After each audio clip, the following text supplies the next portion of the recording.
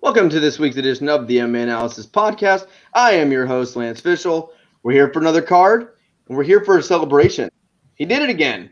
At this point, it's not even funny. This guy, legit, and I'm not even joking around at this point, is the most skilled fighter in the UFC.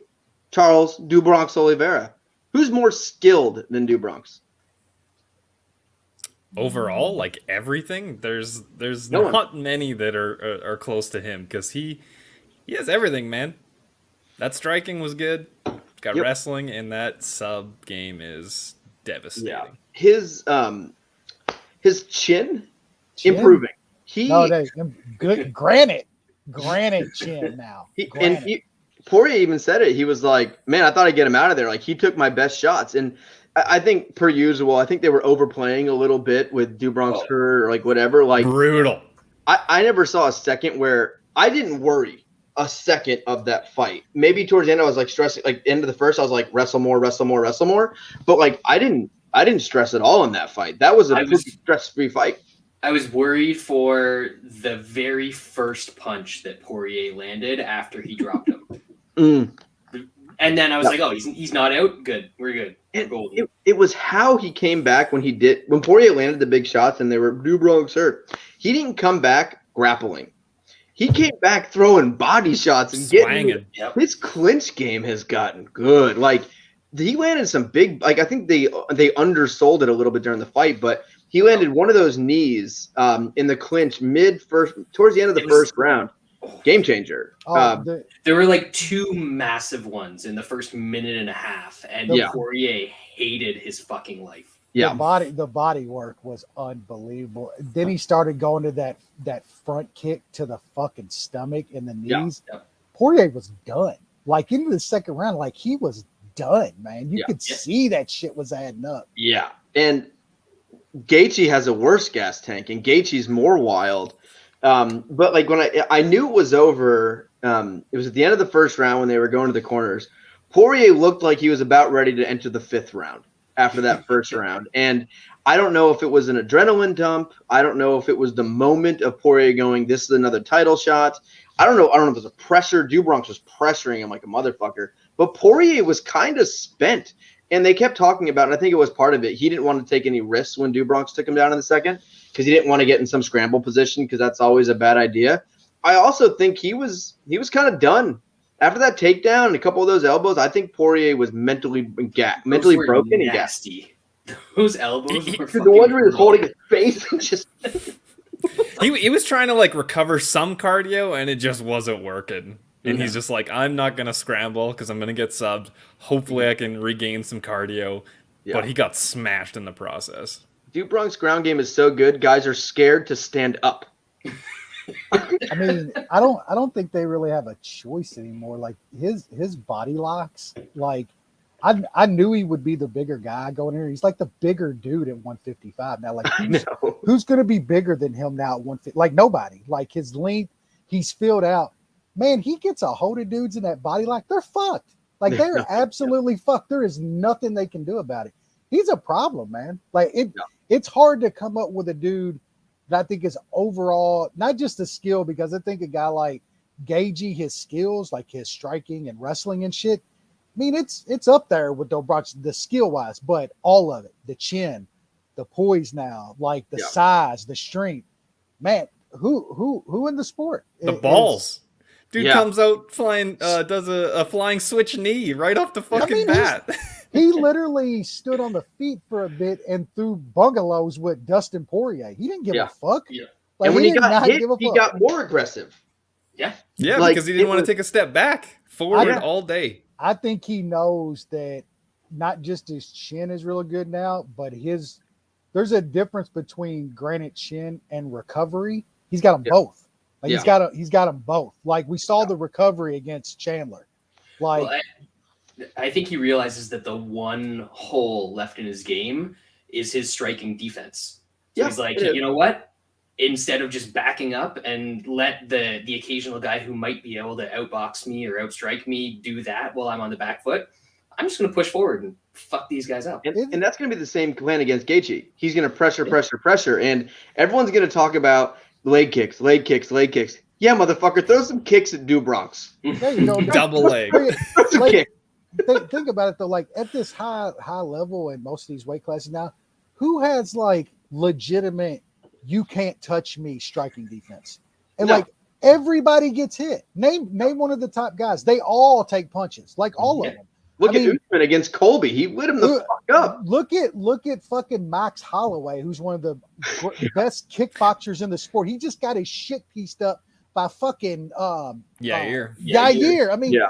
all of these dudes are gonna take cracks at that upper echelon. They're all just that skilled striking. You can't have the good enough defense to not get hit by these guys. No. And Do Bronx can hold up to it, man. And he hits hard now. That power, man. At power, he pulled out a new wrinkle with that body work though, man. Like that. Yeah, I hadn't body work is that aggressive. And it's funny going into the fight. The whole conversation was, Dustin's got to survive, and then take him into deep waters rounds 3, 4, 5, and make him uncomfortable. Well, hey, dude, I guess deep waters for Poirier is 5 minutes with Do Bronx. He's KO 1 or bust. Yeah, I think when you control, I say this a lot, but when you control and dictate where the fight goes, it is a cardio saver. Where Dustin, like with Do Bronx, if Do Bronx was tired, he can get on top. He can lay there. He can do whatever. And I've talked about this before. When you're a grappler, you're not as tired grappling. It's when you're doing things you're not used to. But I think the number one thing that's changed with Do Bronx, we've talked about his striking, his body work, his takedowns, all that good stuff. The number one thing to me that's changed about Do Bronx is the confidence. I think that was always the piece that was missing. This dude is walking into any cage and going, this guy can't fucking hurt me. He can't finish me. He can give me everything he's got, and I'm going to kill him. And he has that mentality, and you could just sense it. Like there was the one where Poirier hit him pretty good, and I think he went to his back on purpose on that shot because don't forget he's a jiu-jitsu guy still. It's always I might need a butt scoot once in a fight. Yeah. And I think for that one, it's like he got up and it was nothing. Like, okay, whatever. I don't give a shit. I'm going to pressure this dude. He got dropped, immediately stood up and pushed him against the fence and started landing body shots. I think Poirier just didn't expect him to act like that. Man, it was impressive, man. Now people are talking, right? Yeah. He's won 10 in a row. Yeah, he's won 10 in a row, 9 finishes. He has dismantled the top half of this division, and now because he did this, everyone's talking. People who keep saying he's a quitter, like anyone who said he's a quitter in the last 2 years is an idiot. Like I don't know what to tell you. He was a fucking plus 145 dog a few hours before the fight again.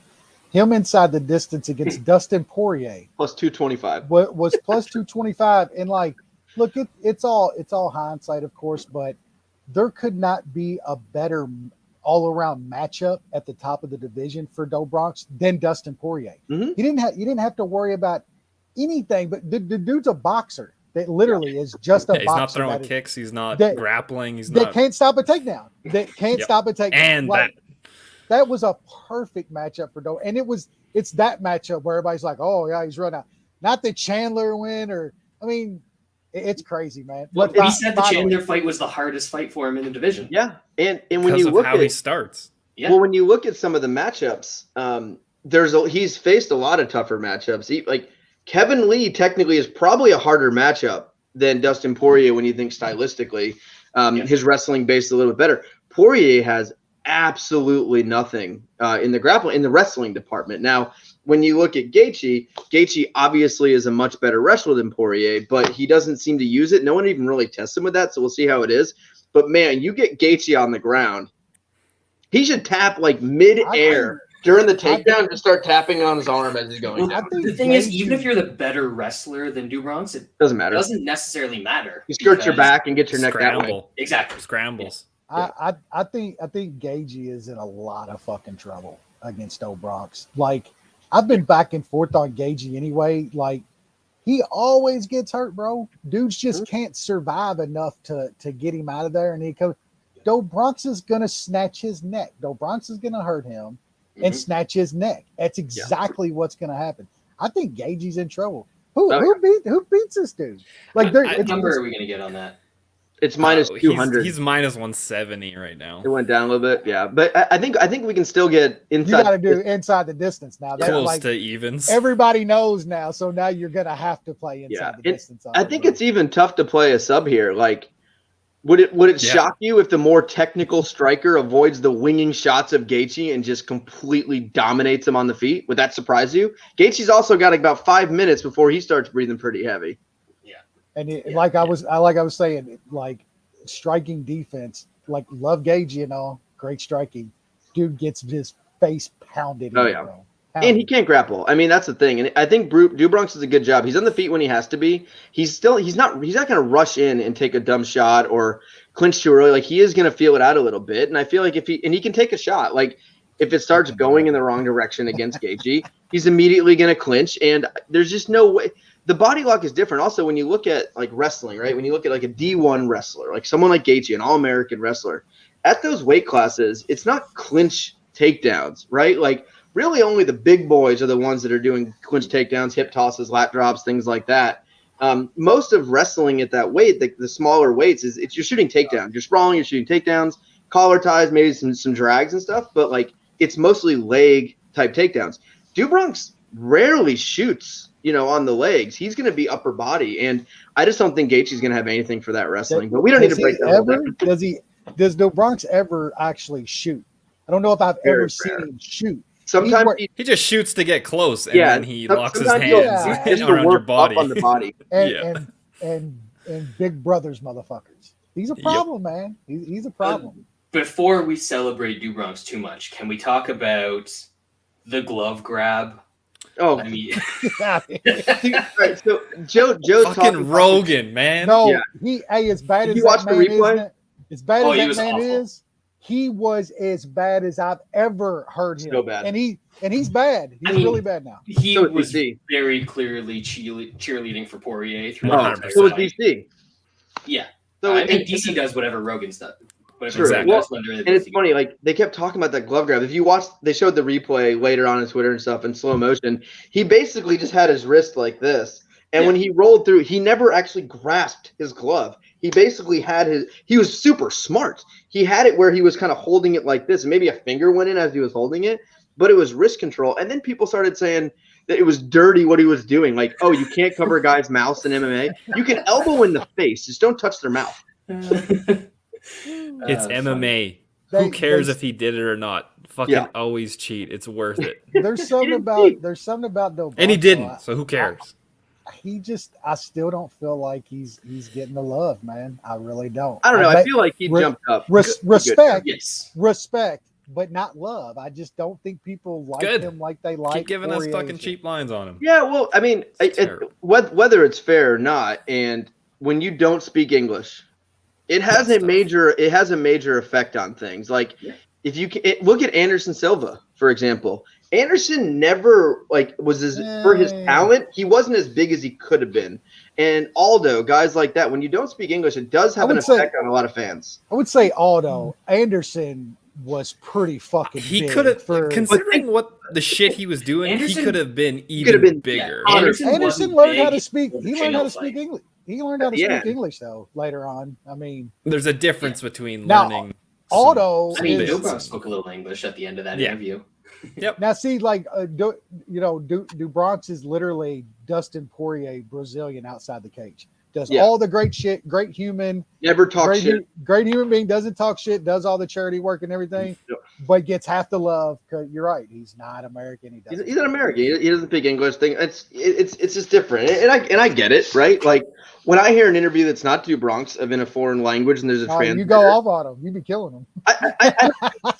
I just don't listen. Like I don't want to hear some nerdy dude in a suit tell me what you heard. So I just don't listen. And Do Bronx is trying to get better at English. Like he said in an interview, because he tweets a lot, and he goes, I can type in English and I can read in English. I'm having difficulty speaking it and understanding it verbally, which if you took Spanish classes in high school and you speak to someone who speaks Spanish, if you put 5 sentences of Spanish in front of me, I can read it.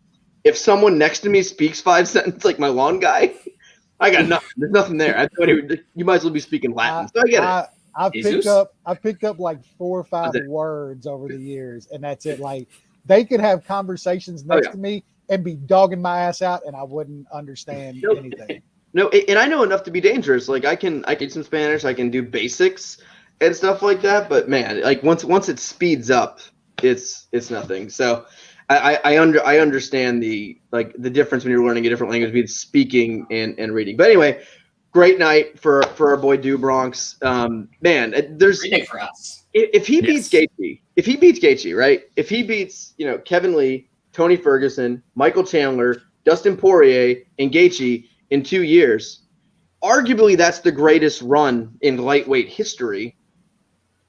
I mean, he's already going down as one of the greatest MMA fighters ever. I don't care what people say. Look at the records. Subs, finishes, fights. Yeah, I don't give a shit who they're against. If he's finishing that many people in the UFC, those are still UFC fighters. The level of it is what it is. He's finishing these dudes in the deepest overall division that the sport's ever seen. 155 is consistently the deepest, because that's the average kind of dude. You know what I'm saying? Like the average dude cuts down to 155.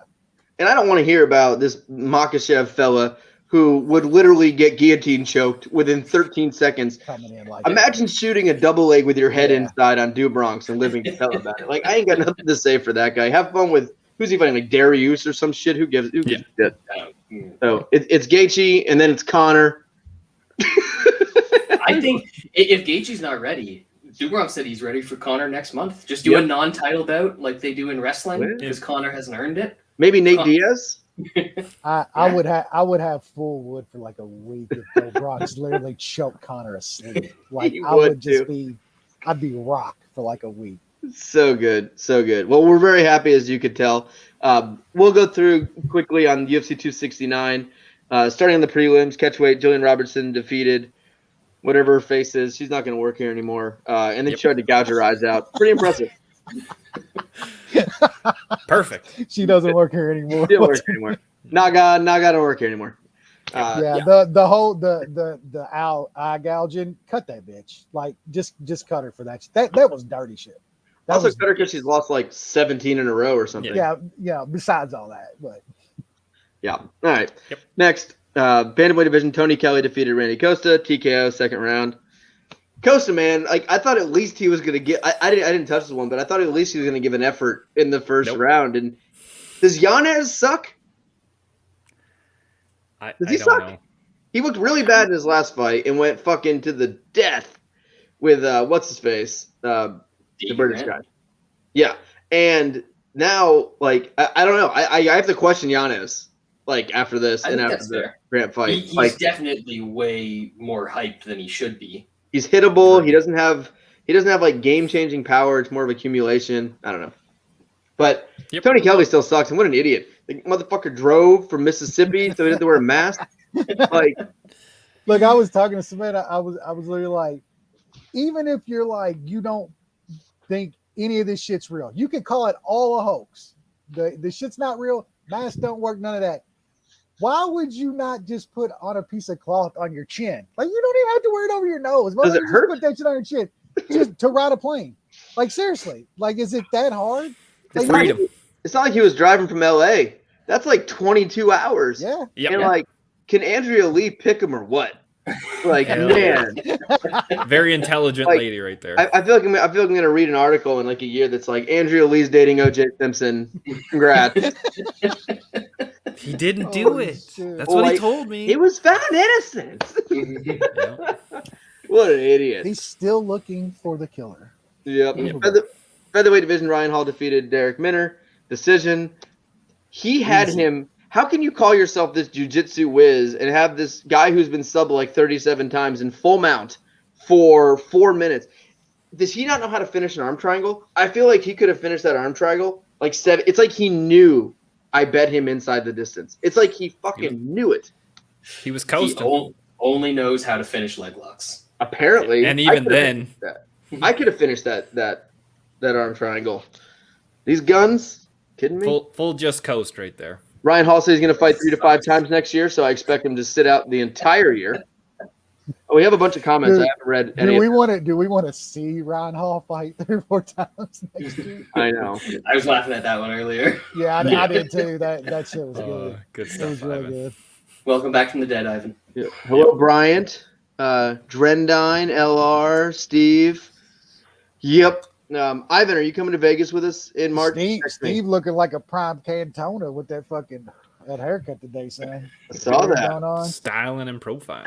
Yeah, he is. I think we're gonna have Andrew for a day, Lance. He's gonna try to stop there for a day.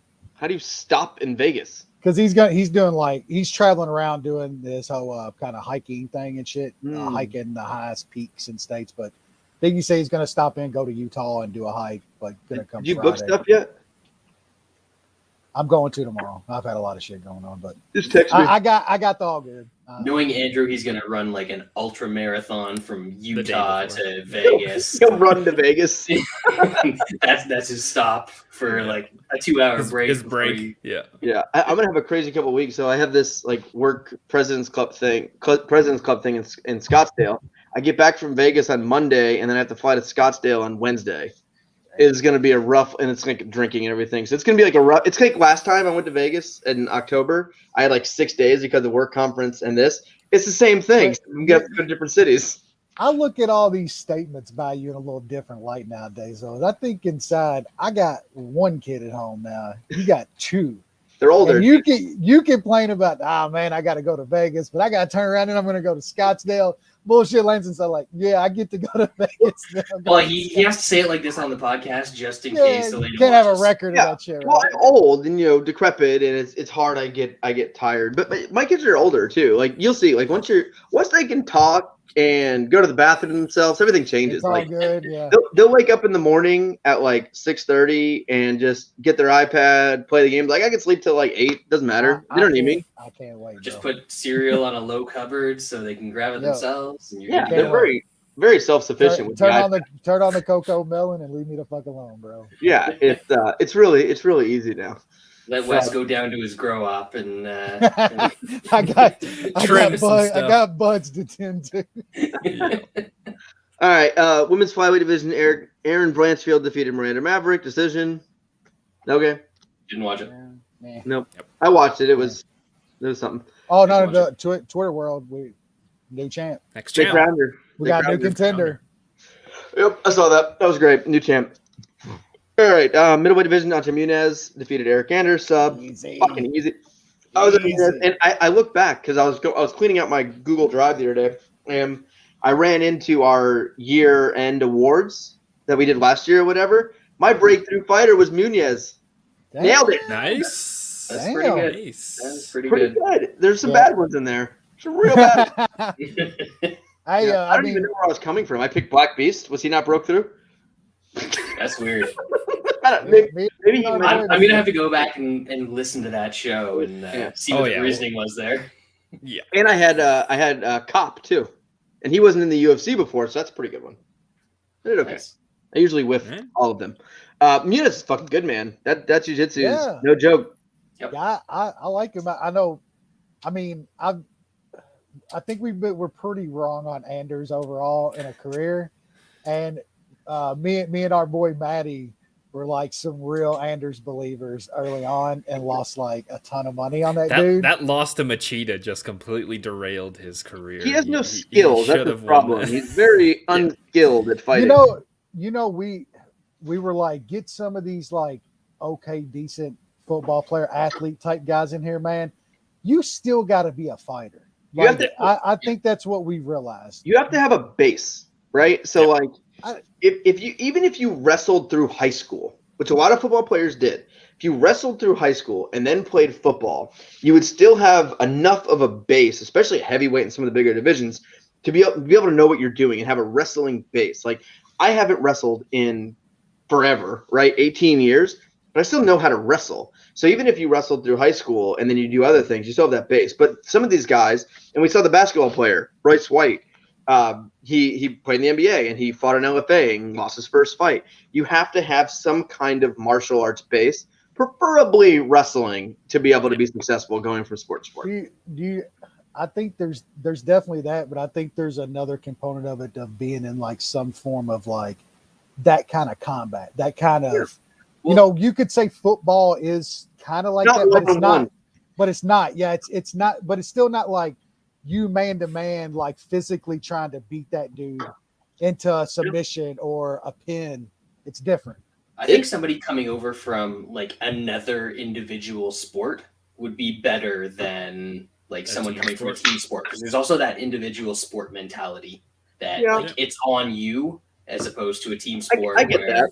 Yeah. I just think you got to be a fighter, like because guys like Greg Hardy, let's take him for example, could fucking destroy most dudes out there if he got into a fist fight with them.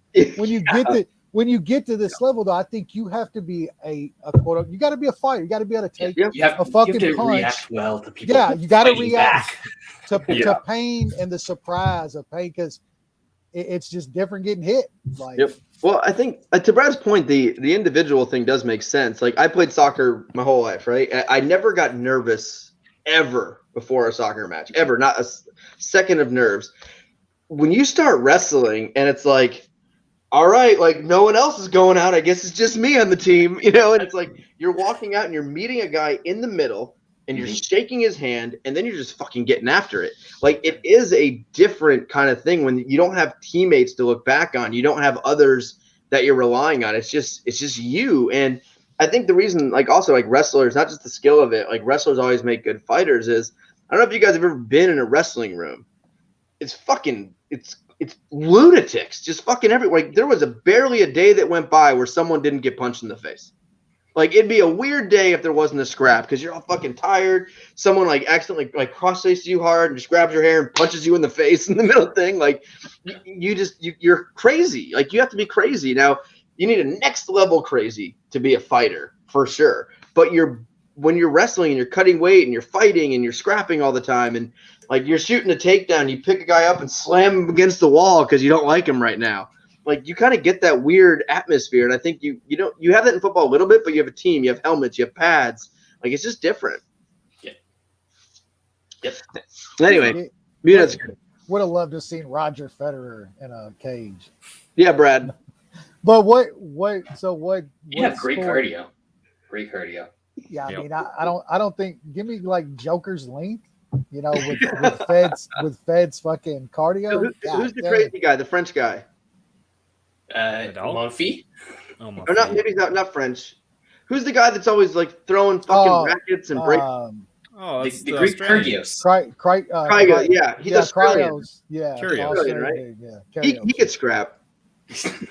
Probably. He probably has in a bar. Yeah, he looks like he's thrown a couple. He could scrap. I would take Pete Weber in bowling. I think that guy's. Is that the? Who are you? Who am I? Yeah. I'm the man. Yeah. He's the best. All right.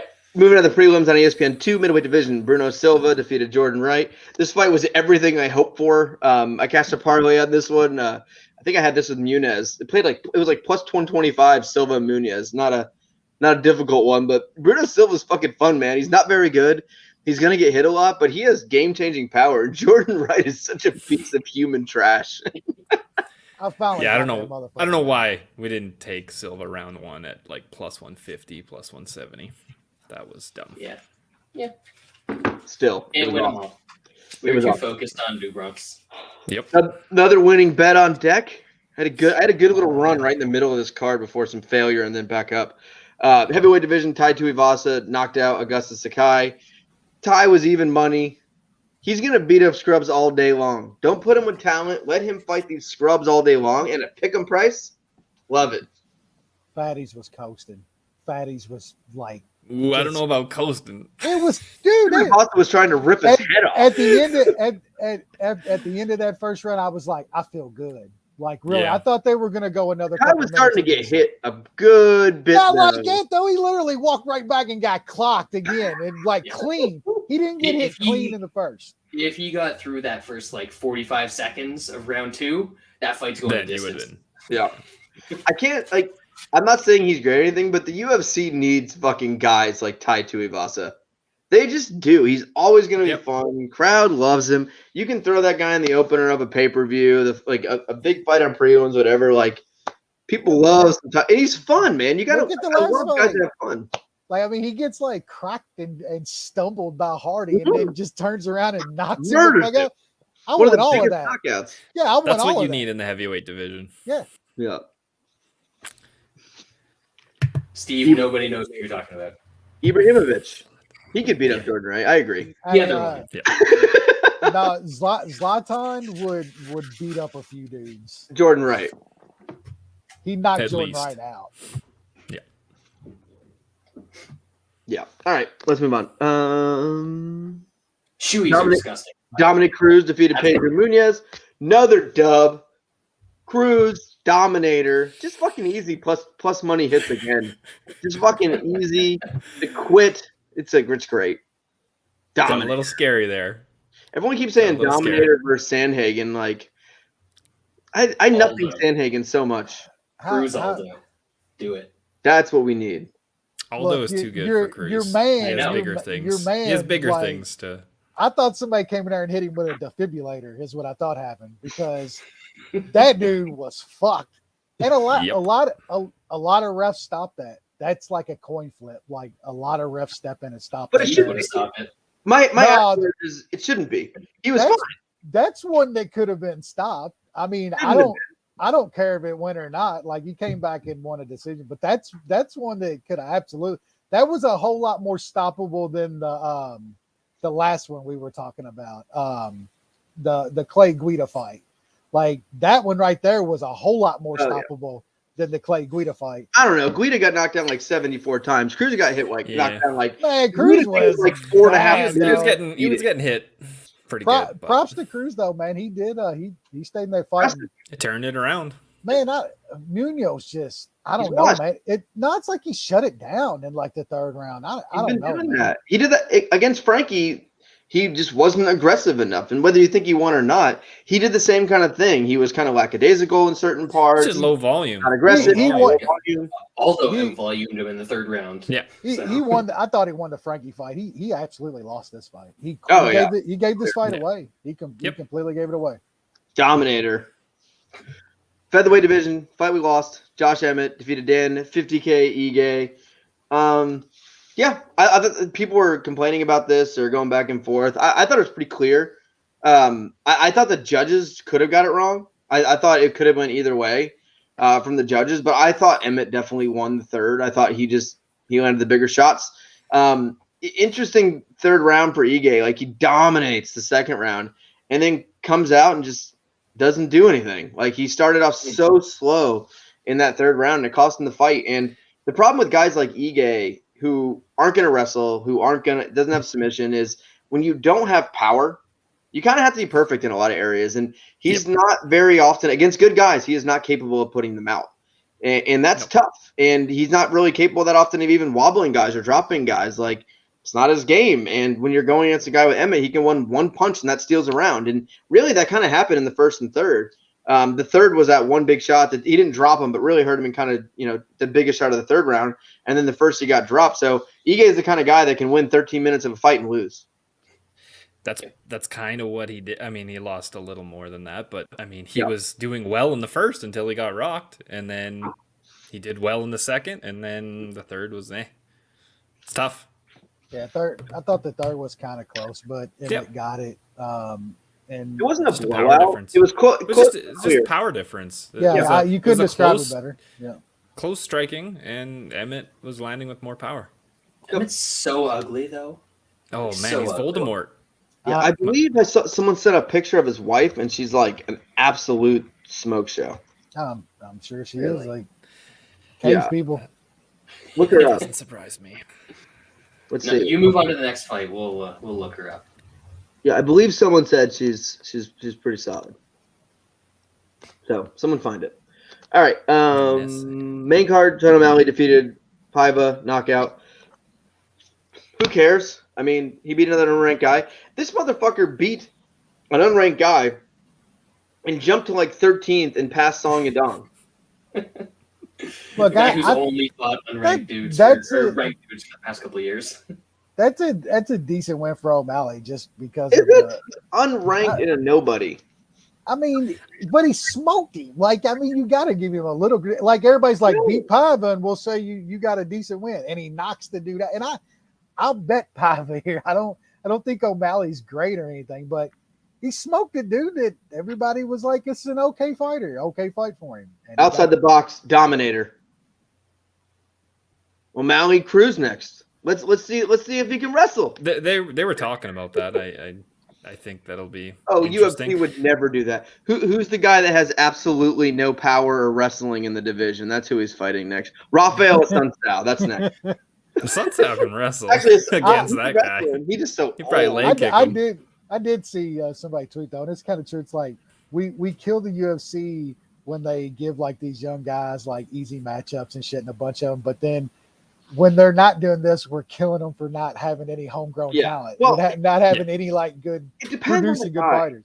When you have a big name guy who's had a handful of fights already, who's talks more shit than everyone, finishing all these fights, you give him a tough fight. He's a tough fight point. So, Brad, I think honestly, who I would match him up here, the Georgian snooze machine. Oh, you think of a better matchup to get him hurt? to permanently injure him. Can you even? This guy's talking about he's going to fight Jan and stuff. Can you imagine what the Georgian snooze machine would do to Sean? I would stay away for that one. That's for sure. Yeah, that's no snooze fest. O'Malley would quit. He already quit once. He would quit against the snooze machine. He'll do all right against these unranked guys, though. He's got some hands. He's got some speed, and we've seen exactly one fight where things haven't gone his way, and he quit. Yep. I mean, I guess you can say the soup can fight, but it's like he was already up big in that fight, and soup cans. And when he fought the flyweight on 5 days' notice, he got hit a couple times. What a loser! I think I actually like the snooze machine now. Like every time I read his tweets and his interviews and stuff, like this is my kind of dude. Like I think I didn't like him at first because of style and stuff, but like the last fight, he just handed out. Fight like that, fight like. Well, if he fights like how he does against Moraes, then he's gonna have some more fans. That's for damn sure. He just handed out a fucking ass whooping in that, and I just like when you read his tweet, and he called out Sean O'Malley right after the fight, like instantly. Called him out, and but he's funny with stuff, and his interviews are great. Like I think I'm a snooze machine fan, Brad. What do you think? Shit. I don't hate the snooze machine. It's just he's the snooze machine. He is who he is. Did you see the one where he was like, I can't remember if he was like changing a light fixture or he was putting up like curtains or something in Aljo's place. He was standing on the round part of the top of a stepladder. Yeah, he was standing on that while doing it. He's just a psycho. He's the best. I love this guy. Absolutely love him. All right. Let's move on. Kai Kara-France knocked out Cody Garbrandt. It's fucking sad. That was so sad. It wasn't even just the knockout. Like he was. It wasn't. We can't just blame the chin here. He was completely outclassed in this fight by a guy who could probably make 115. He just has no striking defense. When he throws, his chin is just out there and ready to be landed on. He just throws like naked leg kicks. Dude just never evolved defensively, and then add to the shitty chin, and it's a recipe for disaster at the higher levels. Like why? If he knows he has a bad chin and he knows he's fighting Kara-France, and he needs a win, why are you not trying to wrestle? I think he gasses if he does. I don't know. How do you know if he gasses? Cardio that guy has in the first round every time. Somewhere along the way, someone convinced him that he is like a world-class boxer. And he's never been able to let that go. We've seen it time and time again with these wrestlers that get some hands. Not good.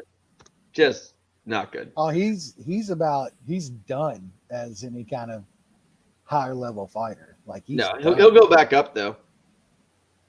I don't know what he does. Go back up to 135. I mean, what's wild is he went up there and he went he went 5 with Font. I know. How did you last? I don't understand. That doesn't make sense. I'm so pissed. I'm so pissed that I didn't cash for it inside there. That's one of the reasons I like Garbrandt. I was like, well, if he can take Font shots, why can he not take Kai Kara-France? Exactly. That's why I bet him too, man. But it wasn't just the chin though. The dude was outclassed everywhere. I mean, he was getting laser beamed. It was bad. He didn't have the speed advantage he normally has. Because Kai Kara-France is very fast too, even for 125. Yeah. So anyway, I kind of think Kai Kara-France is okay. I mean, the it nickname, seems like he's taken a step lately. He's taken a step up because I won a good bet on him a couple back, but I hit him last time too. Who was his last one out? He was like nice plus money against. I can't remember before Cody. Yeah, he's got a couple. Even the last one that he lost against Royval, like he lost that because Royval's a fucking dog. And he was looking okay in that fight until the sub, right? If I recall. Well, they just both rocked each other. Yeah, they were just beating the shit out of each other. Madness. I wouldn't stop coming. Oh yeah, I did bet against last month's for Rogerio Bontoron. Louisiana native Rogerio Bontoron. That's my favorite fighter. I don't even know what he looks like. I can't pick him on that. I just know doesn't matter. I know he's the best fighter in Louisiana now that Dustin Poirier is dead. That's I've got a picture of him in my head. He's hanging out with an alligator and on one of those fan boats. Did you ever see that? It's an old SNL skit, and they were acting like Bangor, Maine was like a Louisiana city, and it was like this Judge Judy thing. It was like it was Jamie Foxx, and it was like, you in Bangor, Maine now, boy. It was like, we're gonna throw you to the Gators. It was like Jason Sudeikis and Jamie. Look it up. Just Bangor, Maine SNL skit. There's this like 5-minute skit. Like, we gonna feed you to the Gators. You gotta watch it. It's Lance watched that 3 times before we broke down the. I haven't seen it. The last time I watched that skit is when they had the UFC in Bangor, Maine. Perfect. You in Bangor, it comes Maine up as now, soon as boy. you search that. Dude, it's a great skit. All right, welterweight division. Jeff Neal defeated Ponzinibbio. I thought this fight was pretty boring, and I took nothing from it. Yep. It was kind of a letdown. It really was. Yep. So Jeff Neal still does not. He's tentative. He's not aggressive. He doesn't want to knock people out anymore. I mean, at least he finally picked it up a little bit in the third round. In that fight. Because if he didn't, he was going to lose. Yeah, he threw like triple the amount of strikes in the third compared to the first or second. Like, why not just do that to start the fight, and you would have some success? But I didn't love the fight though. It was not. It was definitely a lull. Yeah. All right, and then went to bantamweight division. Juliana Pena, the champ, rear naked choke. So, can we call that a rear naked choke? No, it wasn't even in. Yeah, like that's like. She choked. That was a submission from a submission arm around head. Did you read this? It was a back ride. She was saying that she basically invented that choke. For the one where you don't have to even choke them. They just that's the Josh Fabia thing. She warned the commission that she was gonna kill her. Yeah. It was funny. So I tweeted like, "Wow, she invented her own She invented the rear naked choke." And Aaron Waters' show was like, "Oh my god, that makes Do Bronx even better. He watched her do it and then learned it and then used it in his next fight." But yeah, that was quit. There is no way to describe that. She fucking gassed out because she didn't get the finish in the first because she did everything wrong. She gassed out and then she instantly quit. She got outstruck and pretty much knocked down and out by Juliana Pena. There's one way to describe it. It's mom dad quit. That's what Brad's got a new calculation. There's a first time for everything, and that's right. That's what happened on Saturday. What's wild? I don't know. Like she was gassing a little, but the second round, she just got her head boxed off and was done. She panicked, man. Yeah, she panicked and gassed because she was getting hit with the worst strikes ever. And then she starts throwing even worse. She was throwing them back just as bad. It was fucking brutal, man. My favorite was the one part where Pena just threw like 7 jabs in a row, and they were the most hideous jabs you've ever seen in your life. And all of them snapped her. And then Nunez swings a big ass hook right behind everyone and just flails it up in the air. It was funny, like when we have when it's 2 guys, like they call it like a barroom brawl type fight. Someone said this was like a mom wine night fight. I was like, that's so perfect. She was like, and then I'm thinking of like, okay, Nunez is the greatest women's fighter of all time. and that was an amazing fight. I was like, could you imagine if that was like 235-pound guys and they were striking like that? We would be laughing for fucking months. That was the lowest skilled goat fight of all time. It might be the least technical title fight in UFC history, No, going back to UFC 1. Yeah. And there's Gamrot, been, or whenever way there's more technical. you know, there's been some other chick title fights here recently. I know, man. Did you see those strikes from I Pena?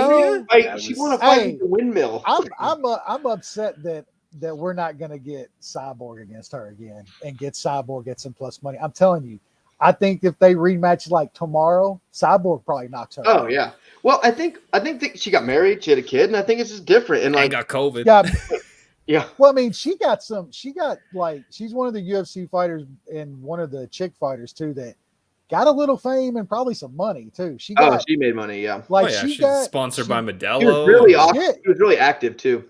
She got content, man. I mean, ESPN, they were talking about her with fucking like Serena and shit before the fight. Like Candace Parker. Yeah, shit, Candace Parker and shit. And I'm like, man, I like Nunez myself. There's the curse. There's the curse. That was bad. And Juliana Pena now she was already just impossible to hear talk or tweet. And now it's like, oh my God. Like she was like, I was gonna kill her. Like she didn't quit. I was gonna rip her head off. Like she's lucky. You weren't even choking her. Her eyes shut after a round. Like she was getting her shit pushed in. But I have to give it to Pena. There were some balls there. Like she got beat up, dominated, came back against a ferocious striker in that division, like with the power and everything. Her having absolutely no skills. Like it was the first day of Taibo. Like she just finished her first course of Taibo and was ready to test it out in the streets. I don't even know you said Taibo. That looked like Dana White's boxer size class to me. There it is. It was literally like she was in lip rhythm, just breaking it down. Like you're right though. Like that, I said after it says like props to her though because she stood in the center of the fucking cage in the second was like fuck this and threw it. She won the this only is my way chance. she could win that fight. Yeah. Yep. It was funny. I enjoyed the moment. I will say it was a great moment. That there's moments in MMA. When that it's huge, huge. Now, like people were already like, that's one of the biggest upsets in UFC history. And I'm like, shut the fuck up with that. Please stop. Like, there's another chick fight that's a bigger upset. Like was way bigger. Yeah, I mean there's so many that you can't even count. Yeah, because like Nunez has faced some adversity here and there, and she's lost fights in the past. And like, what was her last? It was last fight or whatever. Like, she got hit more, and like she's been not dominated. Home knocking out Ronda was like. Ronda had never got out of the first round. Even odds wise, Ronda in that fight was like minus 1,200 or something. Yeah, even odds wise, but like, and she got dusted. Had no. And Ronda also had no history of like gassing and no losing adversity. Fights late. She had no adversity. She had no push. Like literally every fight Ronda had, she immediately won. She was unbeatable into that. She took you out, she finished you, and she beat all kinds of people. Nunez has been fighting fucking cans at 145 fighting the worst. They were signing people from Subway who happened to be able to cut down to 145. A bunch of sandwich artists running around the octagon. What's funny is Nunez is gonna get in shape for the rematch and whoop her. Nunez was in shape for this one. Yep. Huh? Yeah. I just think that's who she is. I think that's who she is though.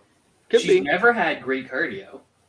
I'm sure the COVID didn't help. Supposedly she got that pretty bad. She looked like she just got lost, man. Way overlooked. It was she thought this was going to be a easy night, and it did not end up. She fought the first round like she thought it was going to be an easy and quick. She's smiling when she was like got her in the cradle. It was working. She could have finished in the first round if she stopped smiling, and there was a couple openings. She was playing with her foot. Got a joke in, didn't work. So and Brian had a comment. Pena single-handedly delegitimized female fighting. That could actually. Can we just close them? Can we just close them all now? Could be an accurate. All right, let's move on. We got a bunch of fights to cover very quickly because they all suck. Next fight we got what is it? UFC Fight Night Lewis versus Daukaus brothers. We'll start in the lightweight division. Thanks for watching the show, bro. Yeah. I appreciate you, Brendan. Definitely a friend of the. He left Showtime. He's looking for to come on the pod and join us. He won half of the Daukaus brothers. All right, lightweight division: Jourdain, Leavitt, Matt Sayles. Sean? We can go very quickly through a lot of this card. Yeah, I don't have anything. Sayles hasn't fought in 2 years after he got twisted by Bryce Mitchell. I guess he's just embarrassed from that. But you can't. I don't think you can take Jourdain Leavitt in a UFC fight. So I'll pick Sayles. There's just absolutely nothing here. What a start. Yeah. Wes. Yeah, I mean, I wouldn't fight for 2 years either if I got twisted by some dude. And called a guillotine. Let's use proper terminology. I mean, the dude did invent the twister. So I mean, I like Jourdain in this fight, but I think you got to leave. Brad. I think you got to take it. Oh, I mean, I think Matt Sayles sucks and doesn't belong in the UFC, and like Leavitt also sucks and probably doesn't belong in the UFC. But at least he's good at one thing, and that happens to be the thing that Sayles isn't great at. So I don't know. If I can get a little plus money on this one, maybe it'll be a sprinkle. Yeah. This is just not great. You got a bad guy coming off a 2-year layoff versus another bad guy. I mean, Leavitt has faced like the bums of the bums, and it's hard to take too much away. Like Bryce Mitchell is very good, and he's very good in the ground. He's very creative, so I don't take too much out of that. But super long layoff, not very good in general. It's hard to pick him. And then Jourdain Leavitt is just not good. Like if he doesn't get a sub in this one and catch something, he's not very very good either. So I think a pick him is about right. So this is going to be a pass for me. All right, let's move up to just a banger. Heavyweight division. Don'Tale Mayes, Josh Parisian. This is what I like to see, Sean. You going to fatties this one? Hell no. I'm not touching this with a 10-foot pole. Don'Tale Mayes is a minus 200 favorite. That is the level of this fight. Yes. Absolutely wild. This card contains Don'Tale Mayes at minus 200 and Justin Tafa at minus 350. It's the last card of the year. We need to get these guys one more fight, and this is what we're getting. Parisian did not look good against the old Roque Martinez. And Mayes did. Mayes did. But I would just take the underdog in this. Zero chance I would ever put money on these two fighters. Under 2.5, minus 115. Wes, opposite fatties?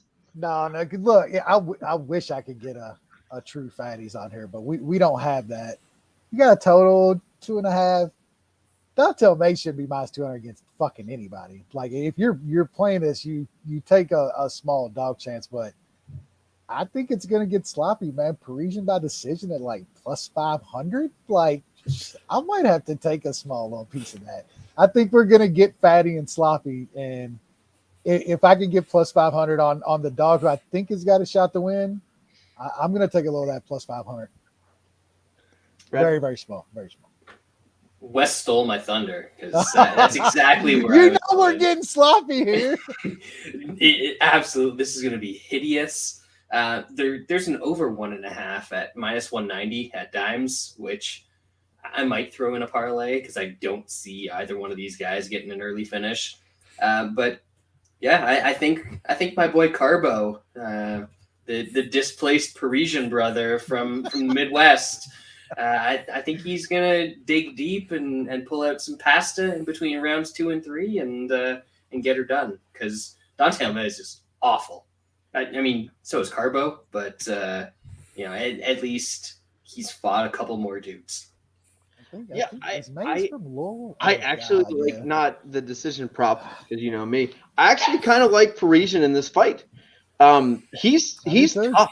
He's a tough heavyweight. He's not easy to finish. Don'Tale Mayes does not have exactly a good gas tank. He's not going to get an arsenal here. And in 18 fights, Parisian's only been stopped once. And at heavyweight, that kind of tells you something. Like the guy can get hit, he can take some. And Don'Tale Mayes is not a guy who's just he's not going to be in these fucking wars. And he's I don't know. Like Don'Tale Mayes is not that fucking guy. He's not a guy that's going to go 15 hard. And I don't know if Parisian is, but I think he has a little bit more of a gas tank here. And I think he's overall more skilled. I think Mays probably has more power, just one-punch power. But I think Parisian's actually the more skilled fighter in this. And I think what is it, plus 170 now? Munich. Yep. Are we switching? Change it up. Yeah, let's do it. On the fly. Let's do Dude. Oh my god. Why did we talk about this? We talked about 10 fights in the pregame. We couldn't pick one. We settled on something, and now we're just going Munich at the gate. I love it. Josh Parisian. Beauty. That's My perfect. goodness. Josh fucking That's a Parisian. lock. All right, and now let's move to the best fight in the That's card. Women's bantamweight division. Raquel Pennington versus Macy Chiasson. Actually, it's in the featherweight division. Nobody knows why. Next challenger for Noons. They have a featherweight division? I thought Felicia Spencer was the last person. Unfortunately not. Damn. I was a bit surprised that this fight was as widely lined as it is. If I hated myself, I probably would sprinkle on Macy Chiasson. I think she's the bigger fighter, and if it's at 45, she might have a little more luck, but she is not skilled either. I'll pick Chiasson, but another just not a good fight. Wes? Yeah, it's another fight with a slight dog that I think the line's just a little too wide. I think I don't think Chiasson is good. I don't think Pennington's very good either, but I see this just being some fucking hug fest. A lot against the cage. Chiasson holding her there. I think she can take a decision here, so I might sprinkle on her by decision. Brad? Pennington is out of shape at 135, so I can't wait to see what she looks like at 145. Pasta time. And there's one thing I know about Macy Chiasson, and that's that for some reason people call her Macy Chiasson, and I have no idea why. This fight sucks. Yeah, I just have so little interest in this. I don't have any commentary. Let's move on. Yeah. To another fight. Featherweight division. Charles Jourdain versus Andre Ewell. Sean. Pound for pound. The easier path to victory when you're fighting Jourdain is to take him down. He's got a very sketchy takedown defense, that's for sure. Andre Ewell is not going to do that, so this is going to be a striking fight. Minus 200 seems a bit high, but Ewell is coming off a knockout loss. Ewell sucks. He is not good. He got a draw versus Kudalabia. Got choked out by a Rosa. I mean, this guy's a whole trash can. The problem is Jourdain got choked out by fucking Julian Rosa. Yeah, that's not good. That's not a good look either. So I think this is kind of a get right fight for Jourdain. I think he has success on the feet and probably wins a decision. But minus 200 is a bit high for my liking. Yeah, Wes. Yeah, I don't have too much more to add to that. I would just say that it's more of a dog or pass for me personally. There's no way I'm laying that kind of juice on Jourdain at this point. I don't see it there. You're getting choked out by a Rose. I mean, if anybody is getting a takedown in this fight, it's probably Ewell, and that's not good for Jourdain. So dog or pass for me, but I'm probably gonna pass. Brad? Yeah, this will probably be an entertaining fight because Jourdain loves getting punched in the face and putting himself in all sorts of bad spots. But he is the way better fighter. Ewell's one of those guys that if you look at just his losses, they don't look that bad. But if you look at just his wins, they all look pretty awful. He's never really fought anybody in between, so it's hard to know where he really stands. That was all at bantamweight, of course. So I don't know. I feel like Ewell moving up, he's going to lose that one advantage that he had was being like a much longer guy. And I got to side with Canada here, but no way I'm laying minus 200 on Jourdain. Yeah, same kind of thoughts here. Jourdain's a guy I've bet on a bunch of times, and it doesn't really work out for me. Ewell is a guy I bet against I think every time he's fought in the last few years, like I think we talked about it last time he fought, the guy does nothing well. He has he does not, like every fighter usually has one thing they do okay. Nothing. Ewell has literally no skills whatsoever. Jourdain's Canadian. So it's still hard to make a bet. Those, no offense, fellers. None taken. We know. Man, is it bad. And Jourdain he seems like one of those guys, like some guys find ways to win, some guys find ways to lose. He's definitely on the find ways to lose. He has lost or drew with extremely bad fighters, and he's just not very good. So it's going to be a pass here because I'm definitely not going to bet on Andre Ewell. If this fight, plummeted with the line, I'd look at it. But, yeah, not really interested in this one. Women's flyweight division, Sajara Eubanks to face Melissa Gatto. God, this card is fucking bad. Oh, my God. That's a good one, Frank. He said Ewell couldn't take down a hooker's panties. That is completely fair. Frank Patulli. Nice comment. I And we had our friend Aussie Fight Fan say the Hogsucker decision is 850 to 1. That's a good nickname. But it's Harry Cumsucker. yeah. Mhm. That's the much more. He's vulgar. been named. I got nothing in this fight. Eubanks is not good. I have no clue if Melissa Gatto is good. I really don't care. This is a terrible fight. So bad. And then George said he's going to have his George Johnstone, second attempt at Jew food. I hope you get some kugel in there, some latkes, some matzo balls. Get in there. Before we get to Les's breakdown, I think we just need to talk about how disrespectful that it is that his office is having a Hanukkah party on Friday, a month after Hanukkah finished. It's like middle of December, right? And why? This year it started on November 28th. George, I know. spelling of Hanukkah is way off. And also, That's fine. That's okay. winter solstice. Like, how'd that get thrown in there? What do you mean? Well, they're trying to be inclusive. That's everybody. Winter solstice is December 21st, so that one makes sense. Yeah, at least we get a month after. Hanukkah ended like 2 weeks ago.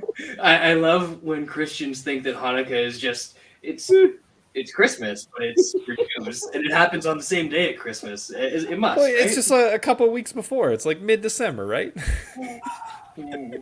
That's great. Well, I'm Viking. Well, I hope you enjoy the food, George.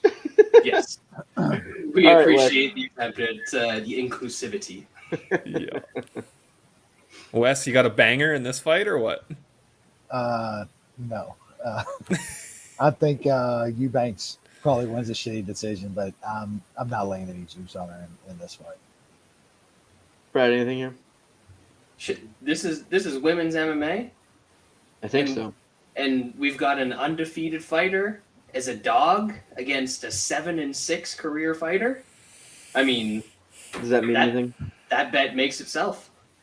Are you gonna bet this? No, fuck no. Who's Melissa Gatto? I don't know. Melissa Cat. Is she sneaky? Gatto means cat. Decent? I don't know who this is. Man, what a wow. Okay. Let's I'm gonna throw up. All right, then let's. Oh my god, It gets better, man. This card is Amanda Lemos versus Angela Hills is the third from the top. In case you think it's gonna get better. Heavyweight division: Justin Tafa versus Harry Hogsucker, as our friend said. New Sean, what do you got? I don't have much again. Hunsucker has never been to a decision in 11 fights. He's been finished 4 times out of his 4 losses. Justin Tafa being a minus, what is he up to now? Minus 315 favorite. Man, that's a bad look. If you are minus 315 to Justin Tafa, you probably should just quit and try to get, a real job that pays Sandwich artist? 70 grand a year. Maybe even a sandwich artist, because this isn't it, bro. Ugh, Wes. Some white dude for the Lakers just hit a 3 for the win. I have no idea who it is, but he's white. It's not Caruso. He's not there anymore. No, it's some random white kid. Hey, hold on. Have you seen Harry Hunsucker's career history? Did I miss this? He's never seen a second round in his life. Never. Not yet. Not yet.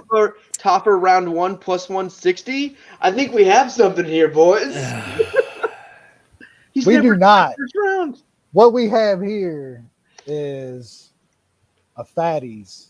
There's no way you can go fatties. He's never seen the second round. He's going to in this fight because they're going to get. Vanderrod knocked him out in 3 minutes. They're going to get Tafa sucks. Like he fucking sucks. He's got power. We'll see. 1.5 plus 150. Fatties. Let's get sloppy. If he gets knocked out, then the cum sucker goes down hard. Fight ends in round 1 is even money. Under 1.5 is like minus 160 or 170. Like, we know what's going to happen here. Tafa's going to fucking knock his block out. That kid just comes out and swings those bungalows. Get hugged. He's going to get hugged. He's going to do some hugging, and they're going to start sweating and getting sloppy. That's what the cum sucker is a hugger? I mean, how else do you get it out? That's true. All right, Brad, what you got? I'm all over the place with this one because originally I saw the big dog odds and I was trying to look for a way for the hog sucker to get it done. And Justin Tafa did get knocked out in the first round by Yorgan De Castro. I remember that. But that was like a one-off. Like that was like a fucking lucky death blow. Was it a one-off? It was. Could it be a two-off? He had that shitty split with the shitty fucking Carlos Felipe and shit, man. That was a fight Carlos Felipe people thought he enjoyed watching him and was like, yeah, and everyone was like, boo! Tafa's bad, man. He is bad. He barely throws any punches. He's fucking fat. He's bad. Tafa is very bad. I remember that Vandera fight too because he was doing fine and then they fell over and Vandera ended up on top of him. he was screwed at that point. I love hearing all this. Just love it. I don't know, Wes. I might have to jump on board. Man, that is a very tempting fatties. It's not very often. It's a tough true fatties. It's going to be a tough one and a sweaty one, but when you're getting, I mean, this one, I'm not even sure it's that tough. I think once you get past the first 3 minutes of this fight, he's never been to a second round in his entire career. How can you say it's not tough? He's never fought Justin Tafa. Yeah, he's fought Juan Adams and David. Way better. I was gonna take the cum sucker the other guy. round 1 at plus 700, but now I'm going over. All right, let's see who. Patties, Wes. Let's do it. Dontel Mays cleaned him out. Dontel Mays, 2 minutes, submission to punches. Yeah, but that was early in his career. That doesn't count. Submission to punches. Oh my God, he's lost 3 times.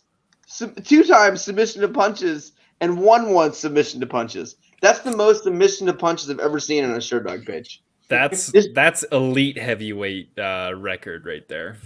It's a good thing that Tafa's not going to get him to the ground. So he started off his career, his first 3 fights, 2 of the first 3, he tapped out due to punches, and this motherfucker's in the UFC. Yeah, learning experience. He was smart. I mean, the GOAT tapped the punches in the Sarah fight. How is this guy in the UFC? He's trying to tap to get out of there and not take so much damage. How is either of them in the UFC? Like, Tafa's lost 2 shitty decisions. Yeah, but so Hunsucker got knocked out in 3 minutes on Contender Series, and then a year later gets a contract.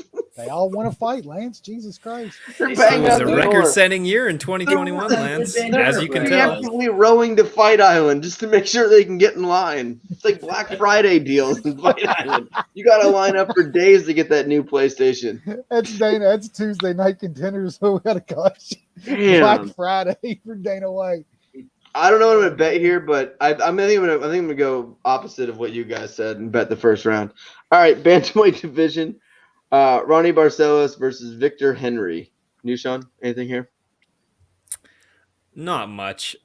I'm a bit surprised that Victor Henry hasn't been to the UFC or Bellator sooner. I mean, he went on a good streak there. He won some fights in Ryzen, and then he's fighting on something called Paris FC and Alex F6 the last couple fights.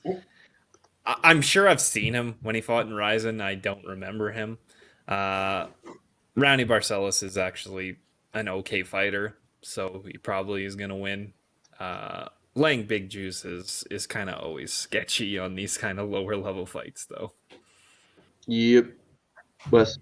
Yeah, I can't lay it on Barcelos twice in a row. Not after last time. That I thought he was on the cusp of like breaking through and getting title shots and shit. And he just threw a dud, man. So I just don't know.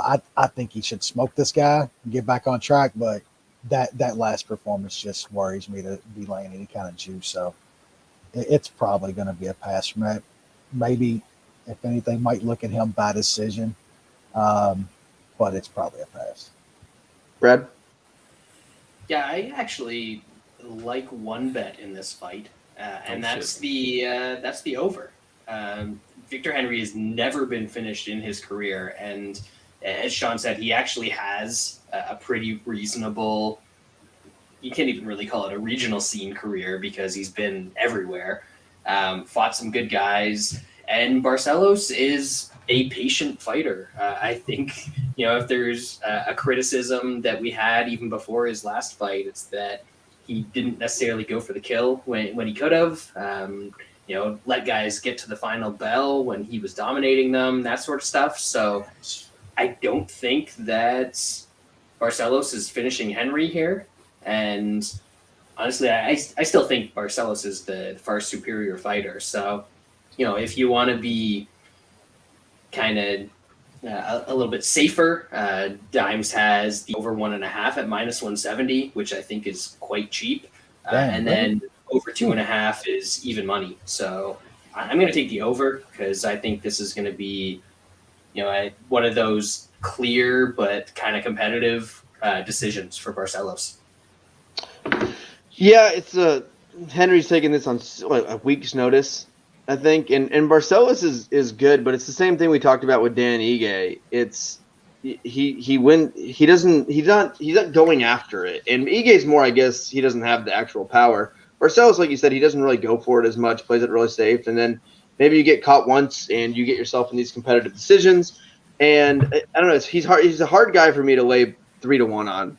He really is, and I think he's the more likely winner here. But sometimes you see these short notice underdogs just come in and just go fucking ape shit and just not give a shit. And this could be one of those cases. So I'm probably not going to play Barcelos here, even though I think he's the likely winner. But definitely not trusting my money on Henry. There's just not a lot of. I always find bets. I will find my bets. I will find 5 bets. But this is a tough card. It's a tough card to find them on. All right, let's move on now to middleweight division. Dustin Stoltzfus, Meerkat. You, Sean? That's potential fighter of the year candidate if the Meerkat locks in a sub on Saturday. Aaron's our boy, but that was the most ridiculous tweet I've ever seen. Aaron, if you're listening, I love you. I know you listen to the show, so I love you. But man, that was not good. Come on, man. He lost to the GOAT. He got knocked out, but there was some transfer there, and he's just been on a tear. He chokes out Fabinski. He is a big underdog against Muradov. Man, all that's in his way of being a fighter of the year candidate is Dustin Stoltzfus. You guys think that's bad? I was having a chat with one of the podcast friends who's also in the media sphere, and he mentioned that in a staff meeting he had to just lay it on everybody because they were like, "Oh yeah, we should have Poirier as a nominee for Fight of the Year." Didn't mention Glover. Didn't mention Do Bronx. This was last week that this happened. I know what site and I know what person. Yeah, exactly. Man. I don't think it's hard to figure out. How many casuals they got working there? God damn. I mean, our buddy BMR did. Aaron did correct. Okay, himself thank and God. say he Aaron's did usually come smarter back. than that. You All right, gotta good. get I Aaron know, I shit just on busted whenever his we balls. can. That site you're talking about is like they found the biggest bunch of nerds ever, and they're like, you guys should write about MMA. Like, it's the biggest bunch of nerds and virgins I've ever seen in my life. Like, I've never seen anything like it. It was not Bloody Elbow, no. No. I was not talking about Bloody Elbow. I was No. talking about a company that may not have been owned by USA Today. But yeah, I do expect Meerschaert to get a sub and hit the hat trick for 2021. I don't think maybe he is in a contender of comeback fight of the year. That big underdog hit against Muradov was a nice one. I kind of figured they'd give him something a little nicer than Dustin This is Stoltzfus. nice. Was this the scheduled match? Oh no, it wasn't. He was supposed to fight something called Assunção Magomedov because they're just trying to. They're just trying to. I don't know what they just hate Meerschaert. They just like we're gonna give you these random fucking Russians or. If you're a guy like Meerkat though, you're never fighting for a title. You're never gonna be in the top 10. You know what you want? Dudes you just style on and win 50 G's. That's what you want. You want to fight the biggest losers that you can ever find. I hit in that Murdoch fight. I hit Meerkat sub like 10-1. Yeah, so that'll pay for my Meerkat bets for a long time. But man, that's what you want. You want fucking bums you can style. If you're never gonna win the title, like let's be real. Does Meerkat wake up and go UFC gold?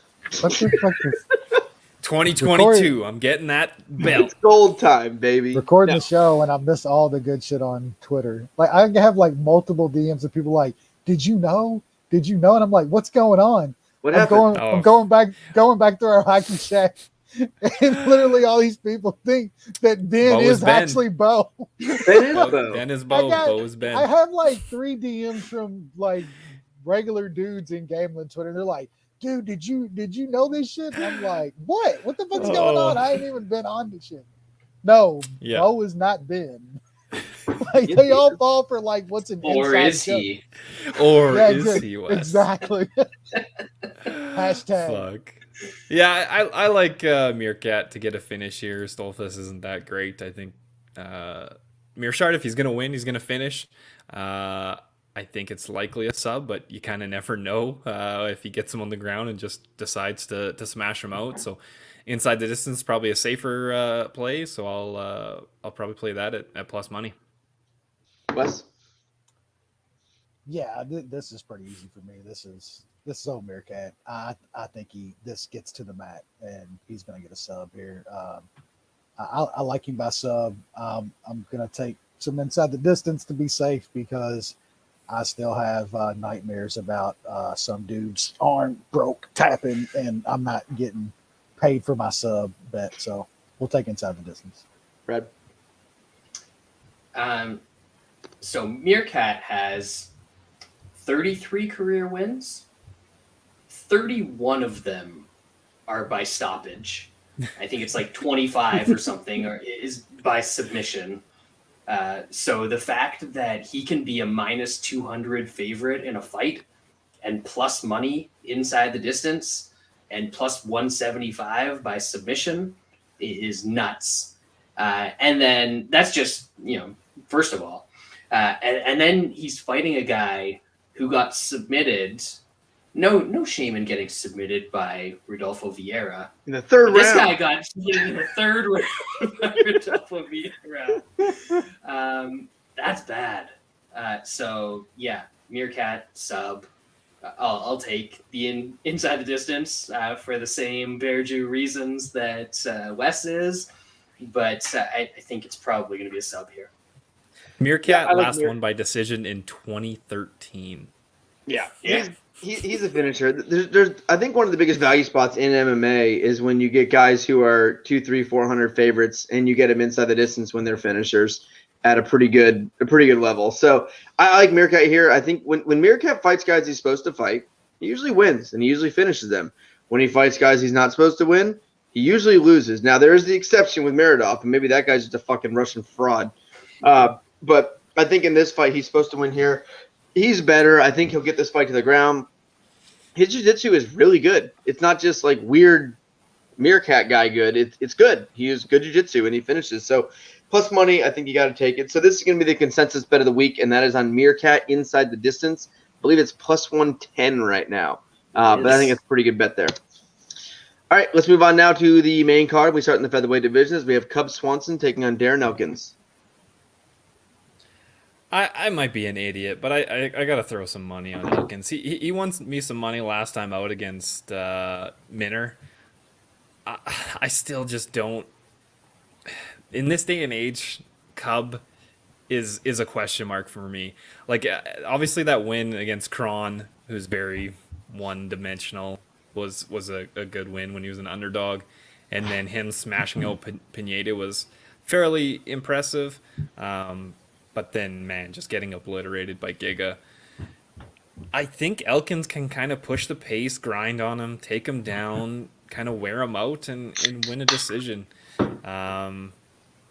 There is a chance that Elkins gets rocked on the feet, and that might be all she wrote. The dude has taken an absolute shit ton of damage, as you can tell by his he is the damage. He's embraced the damage. On his chest. He lives the damage. But at plus 175, I thought that was worth a shot. I think this is a bit of a closer fight than that. So, yeah, I got a unit on him. Wes? Yeah, I don't have too much to add to that. I think Sean said it pretty good. I like Elkins in this spot as well, man. I think that's a pretty good number against a really, really aging guy.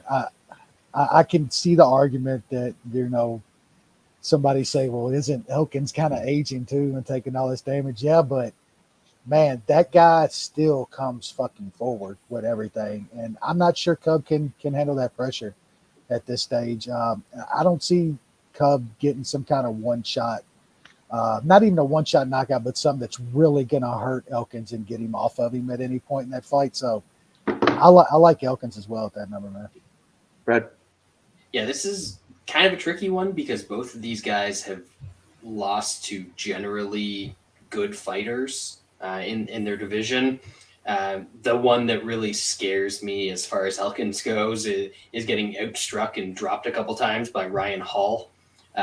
So that's a little concerning, but I don't think that this version of Cub is able to dance around on the outside and land, pot shots on him at will. I think this is going to end up being a dirty fight.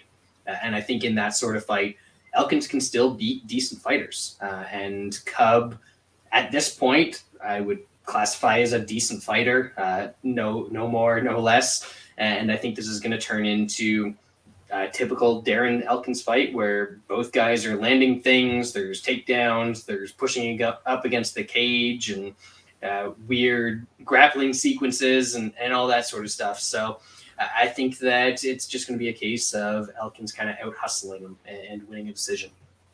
Did Cron retire after the Cup fight? He just went on a journey and never returned. He went back to grappling. Really? Surfing or whatever. He's hanging out with Ricardo Arona. Bruh. It was really weird. He just kind of... Yeah. I mean, he thinks the earth is flat. I read that in his bio, yeah. So... That's when you do too much drugs. There's a happy medium, and he went a little too far. He goes fast. Yeah. I don't know. I lean Elkins in this one because it's Elkins at a big plus number. Cub's a little wash, but when I look at it, it's a scary fight. I don't know. Like, I feel like I'm going to end up betting Elkins maybe a little bit smaller because I could also see Cub just avoiding the takedown and just fucking battering him, even at the washed-up age. Elkins needs takedowns here, so it really just depends on can Cub stop the takedown? Can Cub go all 15 minutes? We know Elkins can. We know his motor is going to keep going, and he can keep going all 3 rounds and keep that pace. But I don't know, man. Elkins he's up or down. Like some fights I watch, I'm like, holy shit, is he done? Like that's the most washed human, like the Ryan Hall fight. And then you watch him in his last fight, and you're like, oh, like he looks okay again. So I don't know. We'll see here. I'm leaning towards Elkins, but I'm not ready to pull the trigger on this one. I don't usually bet till Friday, so I got a couple days to figure it out. But I don't know. Somewhere in the middle between betting Elkins. Elkins by decision is as high as plus 380 out there right now. Ooh. Yeah. He can get subs, though, late against tired people. I don't know. All right. Moving up, lightweight division. That's a big number, though. Carlos Diego Ferreira versus Matus Gamrot. Nishan. I think a couple of us on the podcast were on the kind of CDF money train. He had a nice little win streak there.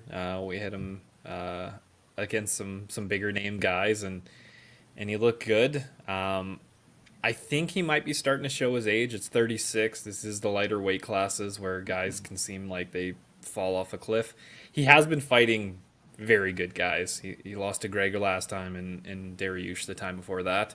So maybe it's more that, and he did look good in the first round against Gregor, but then it just kind of fell apart, and I don't think he's gonna get Gamrot out of there in the first round. Gamrot's a pretty tough dude, and after that, like even in the first, I think Gamrot can take him down and he'll be fine on top. I don't think he's gonna get subbed. I don't think CDF is gonna sub him from the bottom. And then I just really question CDF's gas tank. Gamrot has a decent motor. He's got some skills. I think the dude's actually pretty decent. So I like him in this matchup. I put him in a parlay for 2 units. Wes, you loving the pole lock here? Yeah, I think you probably gotta lean him in this fight, man. Sean's right about that cardio, man. Like CDF has got a good 5, 6, 7 minutes now, man. It's bad. Like he gasses really fucking bad anymore. Never had the best cardio to begin with. I just can't see him getting Garmon out of there in the first round, and that's probably what he's going to have to do. Man, I've made a lot of money on CDF. Giving a little bit of it back a couple fights ago against Dariush. Like I was pretty big on CDF in that Dariush fight. Got some back with Gregor, but I think we could see even in the Gregor fight that the old CDF is starting to fade away, man. He's on the back end of his career. And Sean's absolutely right about guys with his type of skills at the lower weight classes, man. When they start to go, dudes just start to look really bad. And I'm thinking that's probably CDF at this point, but who knows, man? It's a nice number if you like CDF in this spot. I'm probably going to stay away, man. I could see this fight playing out a few different ways. I think Vermont wins, but I'm going to stay away. How worse, Brad, is your boy? I don't know that I'm seeing the same thing as you guys are here. And I know that CDF has lost his last 2. You go back through his career, and he's lost to Gregor, Dariush twice, and Poirier. And that's it. Those are the only guys he's lost to. He's got some good wins on his record. A couple years ago, he was boxing the shit out of a couple of other shitty Eastern European dudes who everybody thought was great. And he had an incredible pace going in the late rounds in those fights. So I'm not sure that the cardio is as bad as you guys are making it out to be. And Gamrot needs to grapple to win this fight. And I'm not sure that he's a better grappler than CDF. In fact, I'm pretty sure he's not the better grappler than CDF. So maybe if he can just push a ridiculous pace and gas him out, he can win this. But Gregor almost killed himself to gas CDF out in that fight. I'm not sure if people remember that, but Gregor was walking like me on my way to the drunk tank back to his corner in that fight. I thought he was done. People were worried. I remember people tweeting about it during the fight, being like, "Oh my god, his corner needs to stop this fight," because he looked so gassed, and that's what it took to gas CDF out. So I'm gonna roll with him one more time here. We're getting a big number. It's against a guy who I think is good, but I don't think is good enough anywhere that he can really just dominate CDF. So I'm going to take a little shot on the wily old vet at plus 160. Not surprised whatsoever. Yeah, I have run the CDF train for a long time. I hopped off with the Gregor fight because, USA Wrestling, that's my boy. Gregor. Of course. I do think CDF has some issues here, though. I think he's gassing out quicker as he gets older, and he's changing. I don't know. He's going ultra aggressive early on too. We saw in the Gregor fight, just balls to the wall, and maybe that's why he's gassing. But I think CDF is a better grappler in round one. I do agree with that versus Gamrot. I think once he gets a little bit tired, and I think once we get into round two, I think Gamrot's going to be the better grappler, the stronger guy, and I think he's just going to dictate where it goes and be able to get in top. And I don't know if he'll get a finish. I think he will. I kind of lean that direction of him getting a sub, maybe second or third round. But I think Gamrot's just going to outwork him in the second and third round, get a finish sometime, or win a wider decision here. And CDF's 36 now. He seems to be getting worse. He seems to be gassing more. And Gamrot's never been finished, so I don't see CDF kind of getting him out of there early on. So I like Gamrot here. I'm not sure if I like him enough to weigh the juice here, but definitely pick him to win. All right, let's move on. Assunção is still in the UFC. Did you guys know that? Nope. Man, that's great. That's great news for him and his family. I'm really excited. Bantamweight division, Rafael Assunção, Ricky Simón. He's friends with Rosario Bontoron. You, Sean?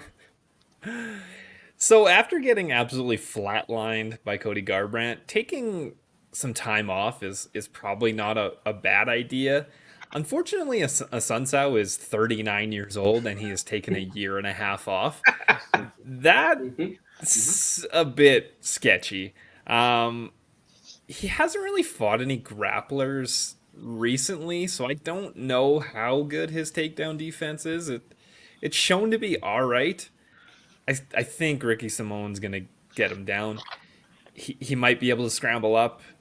I think this is probably going to look like it might be a 30-27, but it won't feel like a 30-27. Simón's just going to get a bunch of takedowns, not do too much with them, and then slightly win the stand-up, and that's it. So I don't really want to lay the juice on Simón, and I just can't put any money on Assunção at 39 years old coming off a year and a half layoff. Wes? Yeah, I feel like Simón's going to win this fight pretty easily, but I don't want to lay that kind of price on him, man. It's crazy. It's usually would definitely parlay somebody like this, but I don't know, man. It's something about Ricky Simón I guess I've seen in the past that I don't know, man. It's just something about him I don't trust. I think he wins this fight pretty easily, man. Assunção is fucking he's washed. I mean, you want to talk about some Washington. That dude's it. I'm gonna pass on this one too, man. The price is just a little too crazy, but I got a feeling that Simón he wrecks Assunção in this fight. Just don't say Redskins. It's very offensive to me. Brad? Football team. Yes. I hope they keep it forever. The football It'd be team. awesome. Because you can't say it as the best part about it is like most NFL teams you say like Niners, Rams, Cardinals, football team. I'm talking about the football team. I hope they never fucking change it. Just football team all day. As far as this fight goes, man, if this was any other version of Rafael Assunção than a 40-year-old version, 40-year-old version of him, I would have to bet him here. Have to. The line is crazy. He's a better striker. He has historically had good takedown defense. I don't think you can find a long list of guys who have outgrappled him in his MMA career. I think Faber did it back in their WEC fight at bantamweight. No, that was at featherweight, I think, when Faber was still featherweight, or maybe when he first dropped down.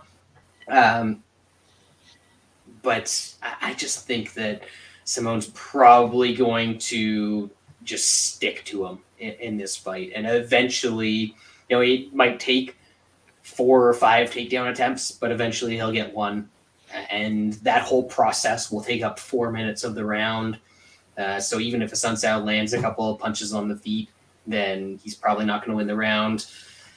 Yeah, Ricky Simón's probably going to win a decision here, but I'm tempted to back the old guy. But I think I'm not going to pull a trigger here because I am a model of restraint. Yeah, sure. Also, you don't give a fuck. I am completely comfortable laying the juice on Simón here. I've been fading Assunção, off and on a lot of his career. Talentless fucking hack, this guy, Assunção. And now he's 39. He's facing a guy that is him. Very similar guy to Assunção. No. They fight No. very No. They try to grapple, they lay on you, they clinch. A wrestler. The only way they're similar is that they both do nothing in very different ways. They clinch you, they hold you, they try to take you down, they fail often. They're very similar fighters. They're grapplers who aren't good at grappling. They're strikers who aren't good at striking. Very similar fighters here. I like Simón. I think he's a younger version of him, and I think he's stronger. I think his cardio is going to be better. And I just don't know how much Assunção left. I think the striking is, Simón's not a good striker. Fucking knocked out by 87-year-old Uriah Faber. But I think this is all grappling. I think it's a grappling fight, and I don't think Assunção has good enough grappling. And I think he'll stuff some takedowns, but I think it's going to be the Assunção style stall against the cage for Simón. Fucking Assunção's the worst. I hate this guy. Hate him. If he had any power, I would have met him. Ricky loves getting knocked out by old dudes. He does, but not here. All right, strawweight division. Do you guys want to talk about this? Lemos, Angela Hill. It's going to happen. No one's going to watch. Man, I'm honestly tempted to play the under 2.5. Hill likes to get hit. That's not me. Usually I'm all about the over, but Angela Hill gets hit a lot, and Lemos has some power.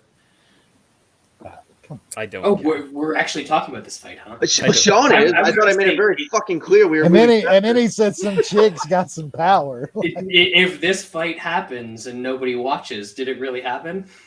Sean, you're embarrassing me. I'm sorry. All right, let's move on. My mistake. Co-main event: Stephen Wonderboy Thompson, Bilal Muhammad. New Sean. I like Thompson here. I have a hard time seeing Bilal Muhammad outstriking Stephen Thompson.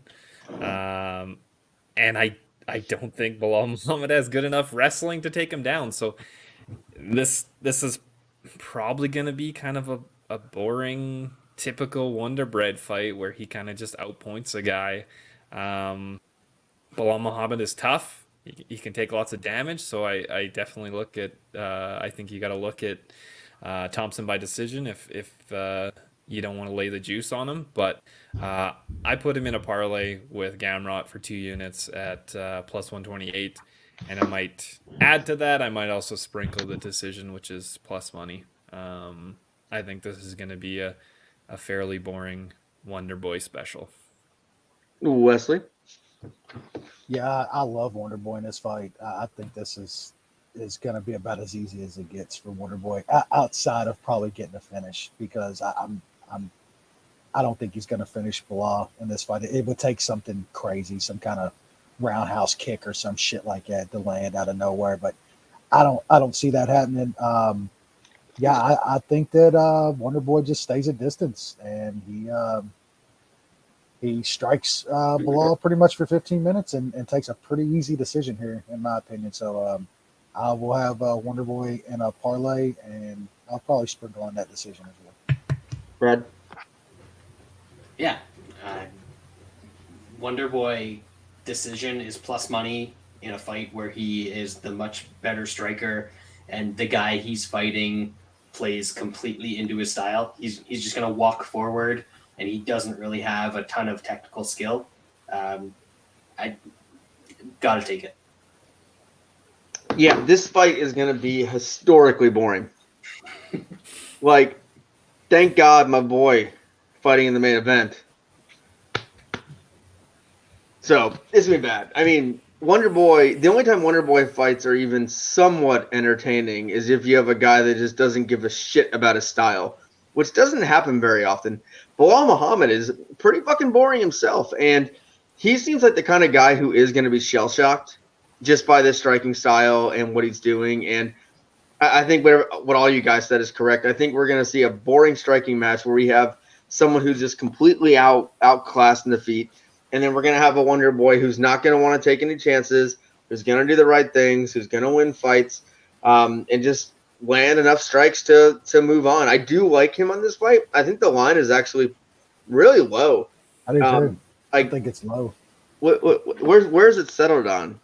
It's really low. Just over 200. 210. Yeah, like that's a minus 400 to me, based on styles, and I think to beat Wonder Boy, you got to, like, if you look at the guys who beat him, and you can count the Woodley fight, I guess if you want. Those fights we kind of blocked from our memory. But really, I mean, you got to do something with power to kind of get his attention. You got to make something happen, and Bilal's not going to do that. Like, he's not going to catch him. He's not going to land a big power shot. He's not going to press him. I think it's going to be Wonder Boy all day. But this fight's going to be fucking dreadful, just disgustingly awful. All right, we move on to the heavyweight division.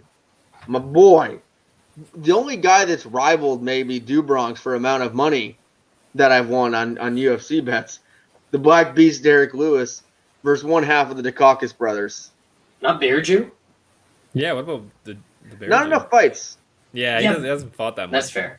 But every time you bet Bear Jew, you get a huge number. Big. Yeah, the Bear Jew, the biggest one I hit is when I had Bear Jew sub at like plus 700 versus that random Russian he tapped out. Could have been even bigger.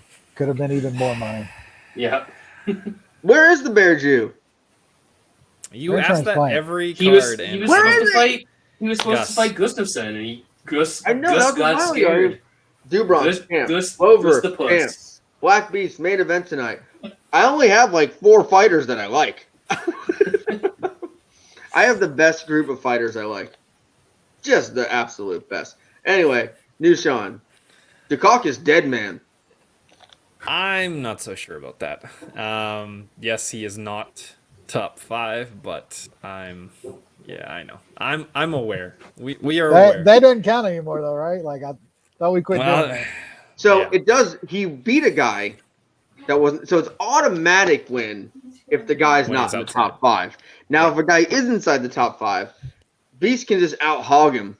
And that's what we saw against the Curtis Blades. He just out dicked him.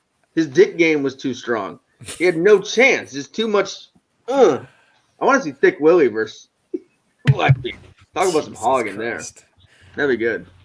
This is going to be an interesting fight because, for the most part, fighters don't really fight aggressively against Lewis because they are scared of the power. And Daukaus, I mean, he comes forward, and I don't think he's going to be tentative. I think he's going to want to get Black Beast out of there quick. Do you want that? You want a guy that just going to run right into Black Beast power?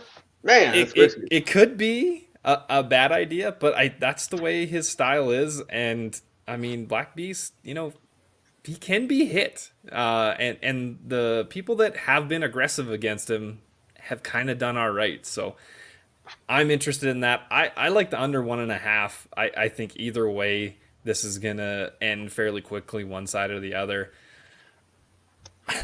I just have a sneaking suspicion that the Daukaus brother is going to get the Black Beast. That might be because, I mean, it's not to Wes's extent, but I just have never thought Black Beast is good. He's proven you wrong like 74 times. He's definitely proven me wrong. It's fair. You got a white boy who's not in the top 5. Use your fucking brain, Sean. I just have a sneaky Wes, tell him the truth.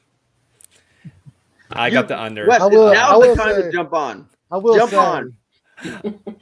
Hearing the old Black Beast say that he can't go out there on the ESPN and get beat up by a former cop like Rodney King. It's kind of swaying me. It's kind of swaying me, dude. Oh, that is clutch. That's clutch. That's some good stuff. Under 1.5 plus 110, 1 unit. Yeah, Black Beast can drag you into deep waters. If there's been a fight lately to where I'm tempted, it's kind of this one. I think the Daukaus brother is pretty good, but Sean's right. The dude's only knows really one way to fight and fight, perform well.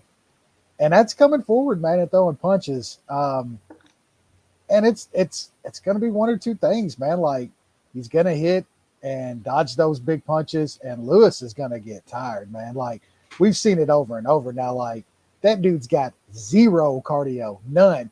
He just still carries some power when he's dead fucking tired.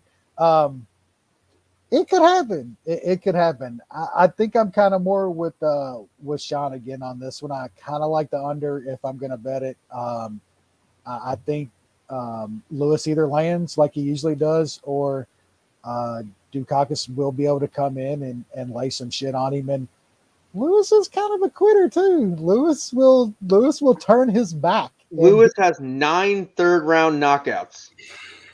I mean, that's when talk about the cardio. That's when guys will literally let him lay on his back. He'll turtle for 2.5 rounds. He's got 9 third-round knockouts. When dudes just stay on the feet and they can't get punched by him, but if they can stay on the feet, keep their distance, get in and out on him, and lay punches, that dude gets tired as fuck. He turns his back.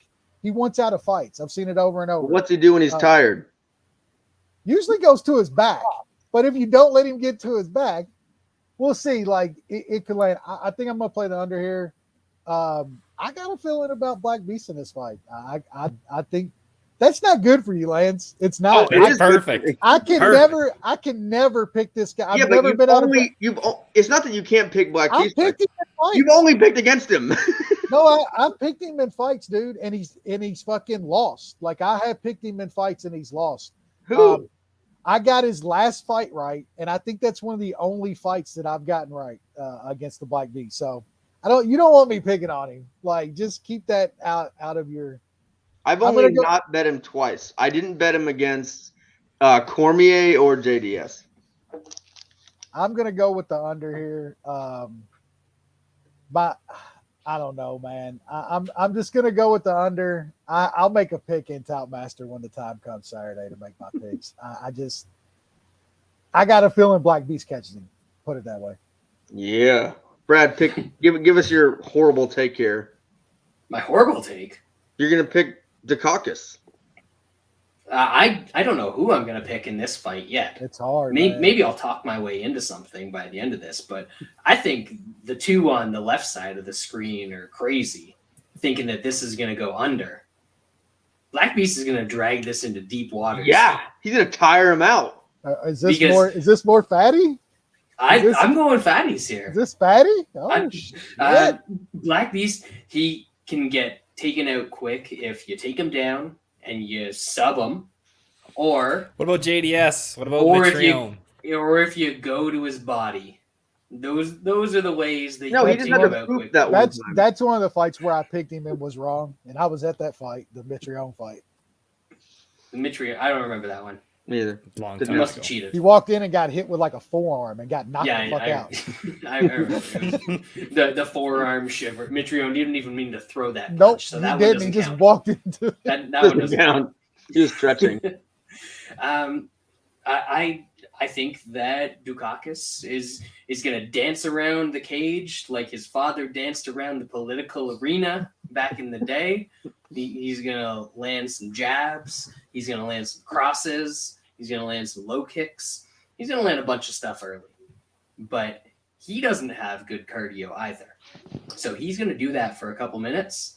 And then once he's done doing that for, 3 minutes, he's going to slow down. And then they're probably going to get to either standing and staring or some hugging, as the fatties like to do. And honestly, I think this is going to go into the third round. I still don't know who's going to win. I don't know if Daukaus has anything more to his game than punching bad heavyweights in the face and them falling over. He's never faced anything else. He's never faced like someone that will actually punch back or come back after getting hit. And Black Beast will certainly do that. So I don't know who is going to win. Black Beast round 3 is plus 1,800. But the over 1.5 is -130. And that's mostly what I'm looking at, because I don't think that Daukaus has some crazy power where he's going to put Black Beast out, where it's only been huge hitters in the past that have been able to do that. So I think we're going to get at least 7.5 minutes here. Yeah, I like Derek Lewis here. I mean, I think where Derek Lewis fails is he's not aggressive enough. So if most heavyweights are going to stand there and stare for long periods of time, they're going to throw one puncher here. So Derek Lewis doesn't get a chance to counter as much. With a guy like Daukaus, he's going to throw wild. That is actually right into Derek Lewis's wheelhouse. He is a counter striker a lot of the time, where he waits and waits and waits, and then he lands that big shot, and he waits to make a mistake. Daukaus is going to make like 50 mistakes in the first 2 minutes of this fight. He's going to run in like a bat out of hell and throw wild punches. And I think it's either Derek Lewis does catch him on one of those counters early on, or to Brad's point, like, why are we assuming Daukaus has better cardio than Derek Lewis? Derek Lewis might be tired and stuff, but he's shown he can fight through being gassed out. And he has, no matter what you say, he has won 9 fights in the third round for a guy with no cardio. He finds a way to make it work in the third round. Almost all Daukaus' fights have been ending in the first round. He hasn't been in these deeper heavyweight slop fest fights. And I think with Derek Lewis, how I see this fight playing out is I do think Daukaus survives the first round, and so does Black Beast. I think Daukaus is going to be fucking dead by the second round. I think we're going to see a little swinging and banging on the ground here. I actually think Derek Lewis is going to take Daukaus down in the second round, and we're going to see that legendary Black. Have you guys remember the Black Beast ground and pound? It's fucking violent. It is some of the meanest, most ferocious ground and pound ever, and I think that's what we see here. I think we're ranking Daukaus too high. Say what you want about Black Beast. This guy has been competing against top-level heavyweights for a long time now, and he finds ways to win. Daukaus has been beating up fucking bum after bum after bum, and this is Daukaus' first main event. This is his first big name he's fighting. We could see some adrenaline dump here. We could see some nerves here. With that stuff comes bad cardio, comes bad decisions, and Black Beast at plus money is just fucking ridiculous, in my opinion. I think we're going to see just him survive the early onslaught. I think Daukaus has 2 minutes of cardio in this fight. With the adrenaline, with his aggressiveness, and with Black Beast staying in front of him, I don't see him lasting here. So I think it's going to be – I think he can survive a little bit, but I think Black Beast is going to get a takedown maybe early second round, beat him up a little bit, and then finish him off on the ground. I think you're going to be tight with that 7.5, Brad. I kind of see the finish right around there. I think it's going to be second round when this comes, but I don't see – Daukaus blows through guys and wins. That's how he wins, and he's not doing that against Black Beast. So Black Beast here, plus money. Knockouts plus 175, not too bad, but I'll probably end up playing this one straight just because it'd be funny if we saw Black Beast get a wrestling decision. Yeah, Black Rock, good. Hey, if it's the ground and pound, like Lance said. Yeah, he's gonna get him raw. He's gonna raw dog it here. So Black Beast, that's my pick. He does kind of suck at fighting. Appreciate everyone listening tonight. A little bit longer show. We had to talk a good bit about our boy Do Bronx. Super excited about that. This will be the last fight card for 3 weeks, I think, right? Thank God. If they're going to be like this, holy shit. So maybe we'll have maybe not next week. We'll be off for 2 weeks? We'll probably be off for 2 weeks. Well, maybe I think it's 3 weeks of fights, but maybe we'll take. No, but for the year-end show, we'll probably do January 5th, is my guess, and then we can do that. Well, I'm out that week. Okay. I can do the 29th. I'll be in Disney World. Living it up. I'll be back. Oh, will I be back? I don't know. We'll figure something out for the year-end show, but appreciate you listening. Appreciate you sticking with us. The Do Bronx era is upon us. We're really excited, and we'll see you next show.